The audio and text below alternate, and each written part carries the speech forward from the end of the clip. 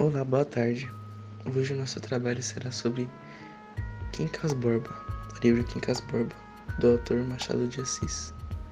Os integrantes são Ana Rita Lima da Silva, Giovana dos Santos Medeiros, Joyce Maria da Silva Batista, Júlia Soares dos Santos e eu, Matheus Nascimento de Jesus.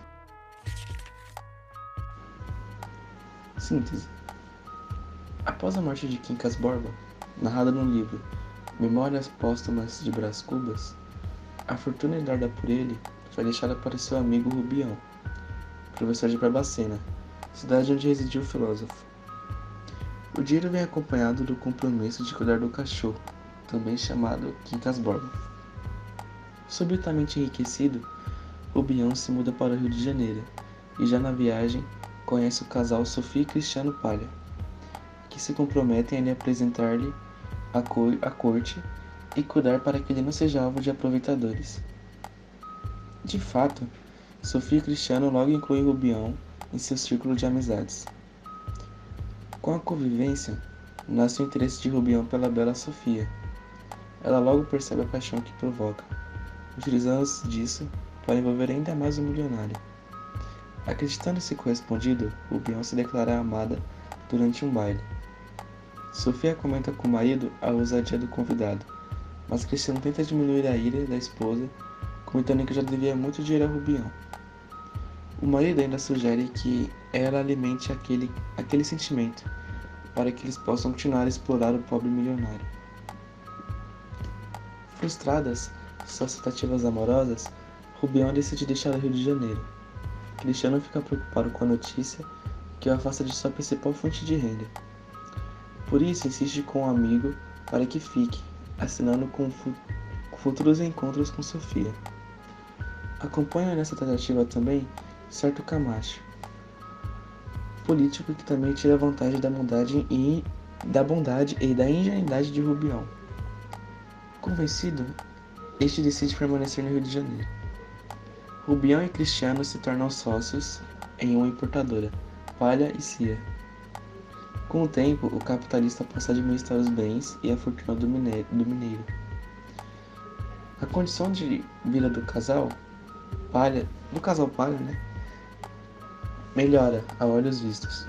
Rubião continua a frequentar-lhes a casa e passa a sentir ciúmes crescentes do jovem Carlos Maria, que dirige gracejos a Sofia.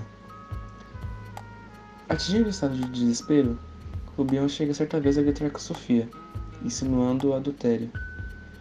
A mulher contorna a situação e prova sua inocência, posteriormente confirmada com o casamento de Carlos Maria com Maria Benedita, prima de Sofia.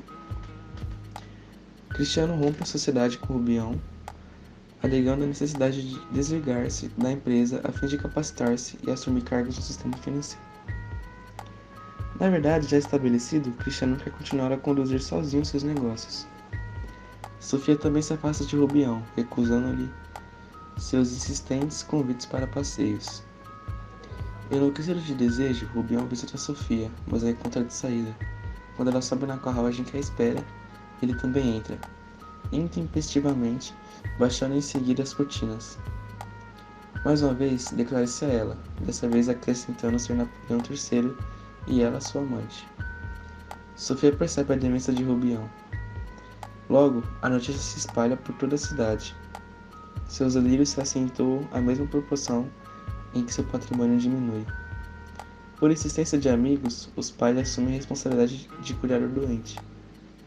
Como primeira providência, transferem-no para uma casa mais humilde. Os acessos de loucura continuam e Rubião acaba internado em um hospício. Rubião foge e, acompanhado do cão Quincas Borba, retorna a Barbacena. Ninguém os recebe e os dois acabam dormindo na rua. No dia seguinte, Rubião morre, ainda acreditando ser o imperador francês, no caso Napoleão III. Personagens: Quincas Borba se destaca pelas seguintes características: filósofo, doido, esquisito, com frequente alteração de humor, impeto sem motivo, ternura sem proporção, extravagante, bom, alegre. Lutava contra o pessimismo e desejava a sua continuidade através dos tempos, como comprova a sua filosofia borbista. Quincas Borba, o cachorro. O mesmo cachorro que antes pertencia a Quincas Borba e depois de sua morte passou a pertencer a Rubião, sendo seu companheiro nas mais diversas situações. É descrito como sendo um cachorro de porte médio, com pelo cor de chumbo e malhado de preto. Rubião. Ele é professor, enfermeiro e protagonista da história, e se caracteriza como uma pessoa indecisa, influenciável, conflituoso, ocioso, bastante ingênuo, tem medo da opinião pública, volúvel, ambicioso, megalomaníaco, obsessivo, desequilibrado, tímido, acomodado e ciumento. Sofia. No romance, se delineia como uma pessoa vaidosa, orgulhosa, dominadora, fria, cautelosa, ambiciosa, sedutora, caráter ambivalente, frívola, sensual e dissimulada. Como ressalta a moçal de Moisés, seu papel acaba por ser duplo, pois apresenta a luxúria elegante e, ao mesmo tempo, serve de campo de prova para todo o drama de Rubião. Palha. Caracteriza-se como ambicioso, egocêntrico, vaidoso, bajulador, bastante interesseiro, parasita, desonesto, astuto, capitalista e vagamente pensável em baronia. Carlos Maria. Caracteriza-se como uma pessoa vaidosa, altivo, vazio, galanteador, é a caricatura do conquistador de frases feitas e lugares comuns. Maria Benedita, uma pessoa tímida, pacata, sem iniciativa, passiva, resignada, influenciável e com personalidade fraca. Casa-se com Carlos Maria, que à primeira vista parecia ser o amor da sua vida. Dr. Camacho. Advogado, político, falso jornalista, a caricatura do politiqueiro demagogo, de frase feita e retórica excessiva. Astuto, interesseiro, que também se passa como amigo de Rubião para se aproveitar de sua fortuna. Major Siqueira. Caracteriza-se como mexeriqueiro, inicialmente, e depois é despeitado. Também conhecido como astuto observador da sociedade que o cerca, que lhe serve de motivo para suas observações sempre maliciosas. Fernanda. Casamenteira e um tanto fidalga, uma boa senhora e esposa dedicada que sabe consertar a gravata do marido nas horas necessárias. Também conhecida como primo de Carlos Maria. Teófilo. Caracteriza-se como ambicioso, dinâmico, temperamental e minucioso. Também é o marido da Fernanda. Freitas. Um parasita glutão de jantares e que se aproveita dos charutos e da hospitalidade de Rubião. No entanto, tem certa empatia e é o oposto de Carlos Maria. Ambos frequentadores da casa do Botafogo. Angélica. Comadre de Rubião. Deolindo. Menino salvo por Rubião. Maria Augusta. Tia de Sofia. E Maria da Piedade, irmã de Rubião. Quincas Borba foi publicado em 1891. A obra relata o romance psicológico e monofônico, uma melodia tocada ou cantada sem acompanhamento. A narrativa está centrada no protagonista Rubião. A obra nos mostra o enlouquecimento gradual do personagem. O narrador também entra em sua mente, atuando como alguém tentando entender e compreender a loucura do personagem. O livro é dividido em 201 capítulos, sobressaltando o tempo cronológico, apesar de que a história se inicia no auge de Rubião, porém, de forma gradual, conta desde sua vida em Varcena até a sua morte, apresentando um caráter antirromântico, analisando a saúde mental, vida social e ironizando Rubião. Sua principal característica é o foco nas relações sociais da época, onde Machado faz grandes críticas às suas relações humanas, como por exemplo o casamento por interesse. Quincas Borba já foi mencionado em Memórias Póstumas de Brás Cuba. Este Quincas Borba, se caso me fizeste o favor de ler Memórias Póstumas de Brás Cuba, é aquele mesmo náufrago da existência, que ali aparece, mendigo, herdeiro, inopinado e inventor de uma filosofia. Aqui o tens agora, em Barbacena. Capítulo 4. Por isso a obra é considerada uma continuação de Brás Cubas.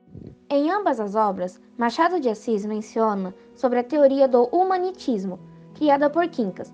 Esse conceito está relacionado à exploração das pessoas e à falta de humanismo na construção das relações sociais. O realismo no Brasil. O realismo no Brasil foi inaugurado em 1881, quase 30 anos depois de surgir na Europa, com a publicação do livro Memórias Póstumas de Brás Cubas, de Machado de Assis.